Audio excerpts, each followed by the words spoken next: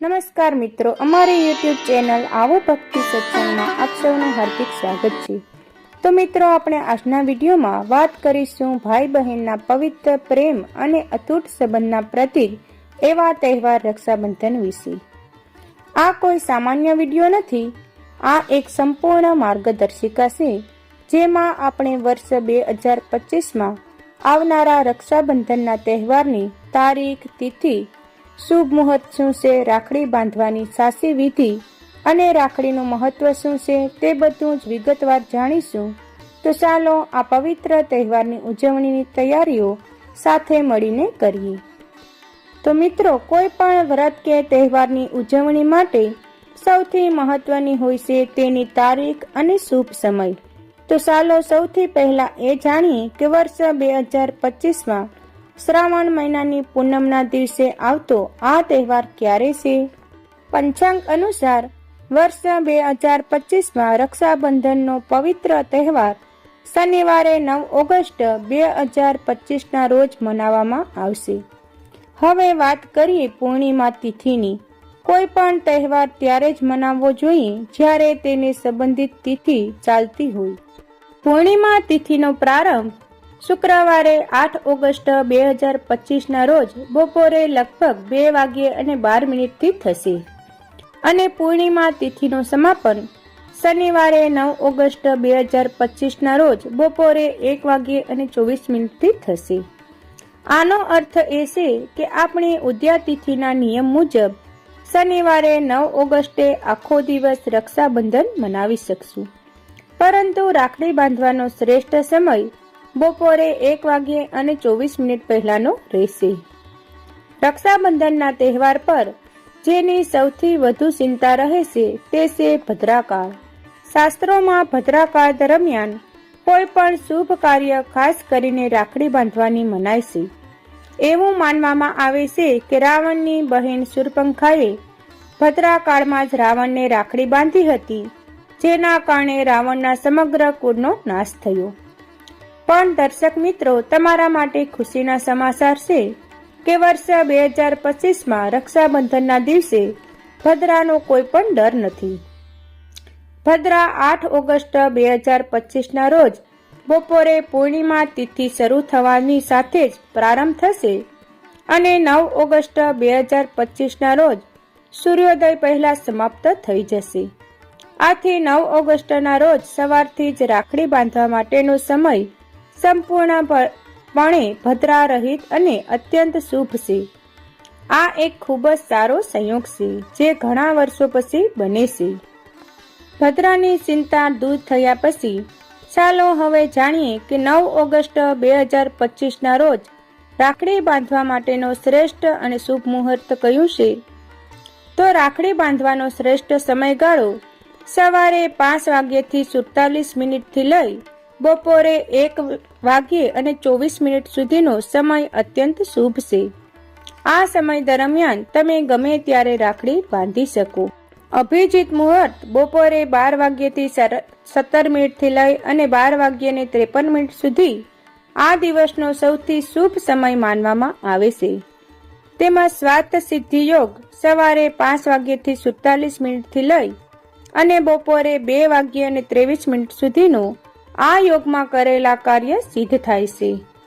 સૌભાગ્ય યોગ આખો દિવસ રહેશે, જે સંબંધોમાં સૌભાગ્ય લાવે છે। આમ બહેનો પાસે પોતાના ભાઈને રાખડી બાંધવા માટે લગભગ 7 કલાક અને 37 લાંબો અને શુભ સમયગાળો છે। પ્રયત્ન કરો કે બપોરે 1:24 પહેલા રાખડી બાંધવાની વિધિ પૂર્ણ થઈ જાય, કારણ કે ત્યાં સુધી જ પૂર્ણિમાની તિથિ છે। રાખડી બાંધતા પહેલા પૂજાની થાળીનું વિશેષ મહત્વ છે। આ થાળીમાં રાખેલી દરેક વસ્તુઓ પોતાના એક અર્થ છે। ચાલો જાણીએ કે આ પવિત્ર થાળી કેવી રીતે સજાવવી। તો રાખડી આ થાળીનો મુખ્ય ઘટક છે। તે માત્ર એક દોરો નથી, પરંતુ બહેનના પ્રેમ, વિશ્વાસ અને રક્ષાનું વસન છે। કંકુ, જેને રોલી કહેવાય, આ સૌભાગ્ય અને વિજયનું પ્રતીક છે। બહેન ભાઈના માથા પર તિલક કરીને તેના લાંબા આયુષ્ય અને યશની કામના કરે છે। તેમ અક્ષત એટલે કે ચોખા તિલકની ઉપર અખંડ ચોખા લગાવવામાં આવે છે, તેનો અર્થ એ છે કે ભાઈના જીવનમાં ક્યારેય કોઈ વસ્તુની કમી ન આવે અને તેના પર માતા લક્ષ્મીની કૃપા બની રહે. તેમ દીવો સકારાત્મક ઉર્જા અને જ્ઞાનનું પ્રતીક છે. દીવો પ્રગટાવીને બહેન ભાઈના જીવનમાંથી અંધકાર દૂર થાય અને જ્ઞાનનો પ્રકાશ ફેલાય તેવી પ્રાર્થના કરે છે. નારિયેળ શ્રીફળ ભગવાન ગણેશનું પ્રતીક છે અને તેને શુભ માનવામાં આવે છે.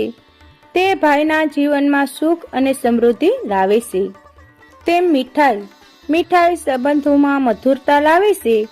બહેન ભાઈનું મોં મીઠું કરાવીને તેના જીવનમાં હંમેશા મીઠાશ બની રહે તેવી કામના કરે છે. એક સ્વસ્થ રૂમાલ ભાઈના માથાને ઢાંકવા માટે.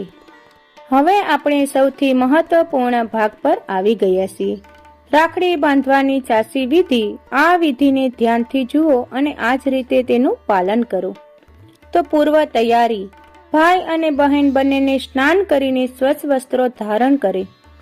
દિશા કે રાખડી બાંધતી વખતે ભાઈનું મુખ પૂર્વ દિશામાં અને બહેનનું મુખ પશ્ચિમ દિશામાં હોવું જોઈએ. આસન તો ભાઈને સ્વચ્છ આસન પર બેસાડો અને તેના માથા પર રૂમાલ કે ખેસ ઢાંકો. તિલક. બહેન સૌથી પહેલા પોતાના ભાઈના માથા પર કંકુનું તિલક કરે. અક્ષત. તિલકની ઉપર અક્ષત લગાવે. આરતી. દીવો પ્રગટાવીને ભાઈની આરતી ઉતારે અને તેની રક્ષા માટે ભગવાનને પ્રાર્થના કરે. રક્ષાસૂત્ર કે જેને કહેવાય રાખડી. જે રક્ષાસૂત્રથી મહાન રાજા બલિને બાંધવામાં આવ્યા હતા, તે જ સૂત્રથી હું તને બાંધું છું. હે રક્ષાસૂત્ર, તું અડગ રહેજે. તેમ બોલતા બોલતા ભાઈના જમણા હાથના કાંડા પર રાખડી બાંધો. મીઠાઈ. રાખડી બાંધ્યા પછી ભાઈનું મોં મીઠું કરાવો. આશીર્વાદ અને ભેટ. બહેનને ભાઈના દીર્ઘાયુ માટે પ્રાર્થના કરવી અને ભાઈએ બહેનને ભેટ આપીને તેની રક્ષાનું વચન આપવું. આ પવિત્ર દિવસે કેટલીક બાબતોનું ધ્યાન રાખવું ખૂબ જ જરૂરી છે. બહેનો માટે ધ્યાન રાખવું કે રાખડી બાંધતા પહેલા ભગવાનની પૂજા અવશ્ય કરો. ભદ્રાકારનું ખાસ ધ્યાન રાખો. જો કે 2025માં ભદ્રાકાર નથી. ખંડિત કે કાળા રંગની રાખડીનો ઉપયોગ ન કરો. ભાઈઓને ધ્યાન રાખવું કે રાખડી બંધાવતી વખતે માથું ઢાંકેલું રાખો. બહેન પાસેથી રાખડી બંધાવ્યા પછી તેને ખાલી હાથ ન જવા દો. શક્તિ મુજબ ભેટ અવશ્ય આપો. આ પવિત્ર દોરાનું સન્માન કરો અને તેને અમુક દિવસો સુધી હાથ પર બાંધી રાખો. હવે ઘણા લોકોના મનમાં પ્રશ્ન હોય છે કે રક્ષાબંધન પછી જૂની રાખડીનું શું કરવું? તેને ગમે ત્યાં ફેંકવી ન જોઈએ. તેને આદરપૂર્વક ઉતારીને કોઈ ઝાડના મૂળમાં અથવા પવિત્ર નદીના વહેતા પાણીમાં પ્રવાહિત કરી દેવી જોઈએ. તો મિત્રો, આ હતી રક્ષાબંધન 2025ની સંપૂર્ણ માહિતી. આશા છે કે આ વિડીયો તમને તમારા તહેવારની ઉજવણીને વધુ શાસ્ત્રોક્ત અને અર્થપૂર્ણ બનાવવામાં મદદ કરશે. રક્ષાબંધન માત્ર એક દોરાનો તહેવાર નથી, તે લાગણીઓ, વચનો અને અતૂટ સ્નેહનું બંધન છે. આ દિવસે દરેક ભાઈ તેની બહેનની રક્ષાનું વચન લેશે અને દરેક બહેન તેના ભાઈના ઉજ્જવળ ભવિષ્યની કામના કરે છે. આપ સૌને રક્ષાબંધનની ખૂબ ખૂબ શુભેચ્છાઓ. તમારો ભાઈ બહેનનો પ્રેમ હંમેશા એકબંધ રહે. જો તમને આ વિડીયો ગમ્યો હોય તો તેને લાઈક કરજો, તમારા પરિવાર અને મિત્રો સાથે શેર કરો અને અમારી ચેનલને સબસ્ક્રાઇબ કરવાનું ભૂલશો નહીં. હવે નવા વિડીયો સાથે મળીશું. ત્યાં સુધી સૌને જય સિયારામ, જય શ્રી કૃષ્ણ.